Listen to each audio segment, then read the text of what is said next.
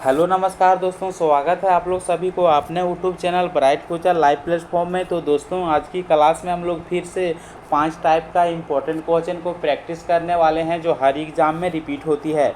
तो पहला क्वेश्चन है कि यदि एक त्रिभुज के कोणों का ओ का अनुपात जो है सो 2:5:8 है, तो सबसे बड़ी कोण का मान ज्ञात कीजिए। तो सब लोग जानते हैं कि त्रिभुज का तीनों कोण का योग जो होता है वो कितना होता है, 180 डिग्री के बराबर होती है। तो इसको क्या करेंगे, ऐड करेंगे तो 5 दूनी 7 हो गया, 7 और 8 कितना हो गया, तो 15 हो गया। तो 15 बराबर कितना हो गया, 180 डिग्री हो गया।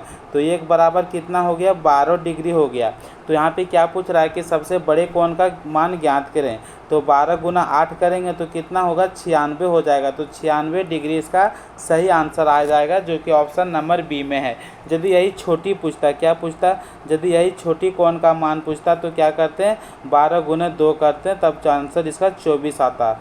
अगला क्वेश्चन देखते हैं। अगला क्वेश्चन क्या है, अगला क्वेश्चन है राम के पिता की आयु जो है उसकी आयु की 3 गुना है। 9 वर्ष पहले राम की पिता की आयु उसकी आयु की 6 गुनी थी। राम की वर्तमान आयु ज्ञात करें। तो मान लेते हैं राम की वर्तमान आयु जो है, क्वेश्चन क्या बोल रहा है कि वर्तमान में राम की जो वर्तमान आयु है उसका आयु से उसका पिता की आयु जो से 3 गुना है। तो मान लेते हैं राम की वर्तमान आयु 13 है, तो उसका पिता की आयु कितना होना चाहिए, 39 होना चाहिए। लेकिन 9 वर्ष पहले, तो 9 वर्ष पीछे जाएंगे तो कितना हो जाएगा, यहाँ 30 हो जाएगा। और यहाँ इसका 9 वर्ष पीछे जाएंगे तो इसका जब 9 वर्ष पीछे जाएंगे तो 13 में 9 घटाएंगे तो कितना आएगा, तो 13 में जब 9 घटाएंगे तो 4 आ गया। तो यहाँ पे यदि 4 हो गया तो क्या इसका कितना गुना बोल रहा है कि इसका 3 गुना होना चाहिए। राम की पिता की आयु जो है सो उसकी आयु की 3 गुना है। तो यहाँ प्रेजेंट में ठीक है, 9 वर्ष पहले राम की पिता की आयु जो है उसकी आयु की 6 गुना होना चाहिए। तो इसका जो आयु का यहाँ होना जो चाहिए था, कितना होना चाहिए था, 6 गुना होना चाहिए था, यानी 4 6 24 होना चाहिए था, ना कि 30 होना चाहिए था। तो ये ऑप्शन आपका बिल्कुल गलत हो गया। अब हम लोग बढ़ते हैं अगला ऑप्शन की ओर। अगला ऑप्शन क्या है, बी है। तो राम की आयु जो है, मान लेते हैं वर्तमान आयु 15 है, तो उसका पिता की आयु कितना हो जाएगी, 45 हो जाएगी। फादर की आयु जो होगी, यानी कि पिता की आयु जो होगी वो कितना हो जाएगी, 45 हो जाएगी। 9 वर्ष पीछे जाएंगे तो 9 वर्ष जब हम पीछे जाते हैं तो यहाँ पे क्या होगा, 36 हो जाएगा। यानी कि 9 वर्ष इसमें पीछे जाएंगे तो यहाँ पे 36 हो जाएगा। और इसमें जब 9 वर्ष पीछे जाएंगे तो 6 हो जाएगा। यानी कि 45 में 9 घटाएंगे तो 36 हो जाएगा, और 15 में 6 घटाएंगे तो 15 में 9 घटाएंगे तो 6 हो जाएगा। आप देखते हैं 6 का जो मल्टीपल जो होता है सो, यानी कि क्या बोल रहा है, 6 गुनी आयु जो से कितना पहले कितना था, 6 गुनी। तो 6 गुना 6 करेंगे तो कितना, तो 36 होता है, तो हो जाता है। तो ऑप्शन नंबर यहाँ पे बी इसका बिल्कुल सही आंसर हो जाती है। तो कुछ नहीं करना है, राम हो गया, राम की पिता की आयु हो गया, राम की वर्तमान आयु 15 हो गया, और तो इसका 3 गुना उसका पिता की आयु 45 हो गया। 9 वर्ष पीछे जाना है तो यहाँ 45 में 9 घटाएंगे तो 36 हो जाएगा, 15 में 9 घटाएंगे तो 6 हो जाएगा। यहाँ कंडीशन दिया था कि उसका आयु जो था 3 गुना था, 6 गुना था। तो 9 वर्ष पहले 6 गुना था, तो 6 गुना 6 इसका जो देखते हैं सो 6 गुना है उसका पिता की आयु, जो कि ऑप्शन नंबर बी में इसका सही आंसर हो जाती है। अगला क्वेश्चन है, 2 पाइप एक टंकी को क्रमशः 15 एवं 12 घंटों में भर सकता है, जबकि तीसरा पाइप इसे 20 घंटों में खाली कर सकता है। यदि टंकी खाली है तथा सभी तीनों पाइप को खोल दिया जाता है तो टंकी भरे जाने में कितना घंटा लगेगी।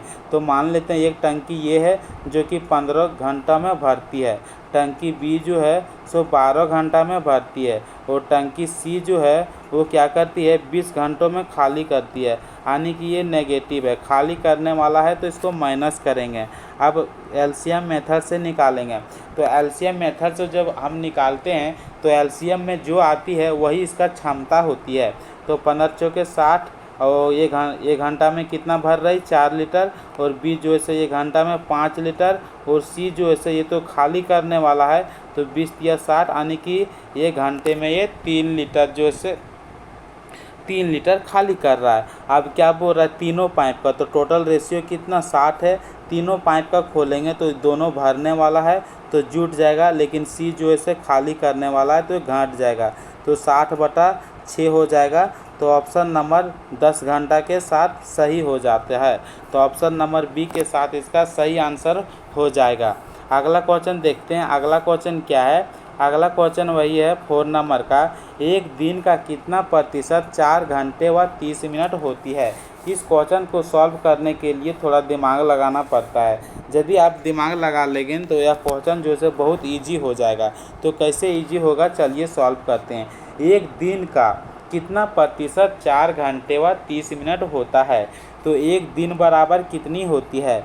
तो एक दिन बराबर जो होती है वो 24 घंटे की बराबर होती है। कितना होती है? 24 घंटे की बराबर होती है। तो एक दिन का पूछ रहा है, तो एक दिन का पूछ रहा है तो वो नीचे जाएगा। तो 4 घंटा 30 मिनट बराबर हम क्या लिख सकते हैं, यानी कि 4.5 घंटा लिख सकते हैं, या तो 4.5 घंटा लिख सकते हैं, 4.5 घंटा लिख सकते हैं। इसको हम लोग इस प्रकार से भी लिख सकते हैं। तो इसके कैसे सॉल्व करेंगे, तो हम लोग 4.5 लिखेंगे। और एक दिन का, तो एक दिन में 24 घंटा होती है, कितना परसेंटेज में निकालना है तो 100 से गुना करना है। ये जीरो यदि कट करेंगे, ये जीरो यदि हम हटाएंगे तो यहाँ पे जीरो उतर जाएगा, 10 हो जाएगा। अब ये जीरो कट हो जाएगा, ठीक है। अब 3 से यदि इसको कट करेंगे तो 3 × 8 = 24 हो जाएगा, और 15 × 45 हो जाएगा। फिर इसको जब हम कट करेंगे 2 से, तो 2 चौके 8 हो जाएगा, 2 × 5 = 10 होगा। इसको जब मल्टीपल करेंगे तो 15 × 5 = 75, और बटा कितना आ जाएगा, 4 आ जाएगा। इसको भी यदि डिवाइड करेंगे तो 4 × 1 = 4 होती है, और 4 × 8 = 32, यानी कि 18 का रेशियो में आ रहा है। तो 18 हो, तो यहाँ पे इसका आंसर जो होगी सो क्या हो जाएगी, तो 18.3/4% इसका सही आंसर हो जाएगी, जो कि ऑप्शन नंबर ए में दिया गया है। अगला क्वेश्चन क्या है? अगला क्वेश्चन भी बहुत इजी क्वेश्चन है, यदि दिमाग लगाते हैं तब। यह क्वेश्चन जो से रेलवे के एग्ज़ाम में 8 से 10 बार रिपीट हो चुकी है। इसको कैसे बनाना है? 50 रुपये का 6 महीना में प्रत्येक महीने के लिए 10 रुपये प्रति रुपये की साधारण ब्याज ज्ञात कीजिए।